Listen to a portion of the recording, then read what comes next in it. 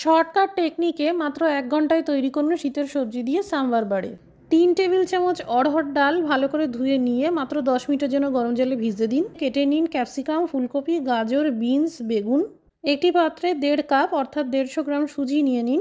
লবণ, 1 চামচ হিং, আধা চামচ আস্ত জিরে, আদা বাটা আর কুচানো সবজি গাজর, বিনস আর ক্যাপসিকাম দিয়ে দিন।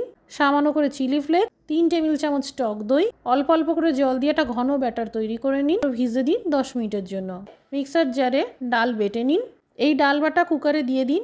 হলুদ গুঁড়ো, লবণ, 2টো কাঁচা লঙ্কা, কালারের জন্য কাশ্মীরি লঙ্কার গুঁড়ো আর 2 গ্লাস মতন জল দিয়ে দিন। জোর আছে 3 থেকে 4টে হুইসেল দিয়ে ডাল সিদ্ধ করে নিন। মিশিয়ে দিন 2 চামচ মতন সাম্বার মশলা, কুচানো ধনেপাতা, স্বাদ মতো লবণ, 1/4 কাপ মতন তেঁতুলের কাঠ আর 2 গ্লাস গরম জল। 2 চামচ তেল গরম করে 1 চামচ কালো সর্ষে, সামান্য হিং, কারি পাতা, আধা চামচ কাশ্মীরি লঙ্কার গুঁড়ো ভেজে নিয়ে সাম্বার ডালে মিশিয়ে দিন। ব্যাটারে 1 প্যাকেট ইনো আর 2 চামচ জল মিশিয়ে ইনোকে অ্যাক্টিভ করে ফেটিয়ে নিন। প্রথমে হাতেই এভাবে জল লাগিয়ে নিন। তারপর কিছুটা মিশ্রণ হাতের তালুতে তুলে নিয়ে আর মাঝখানে একটা হোল তৈরি করে তেলের মধ্যে দিয়ে দিন।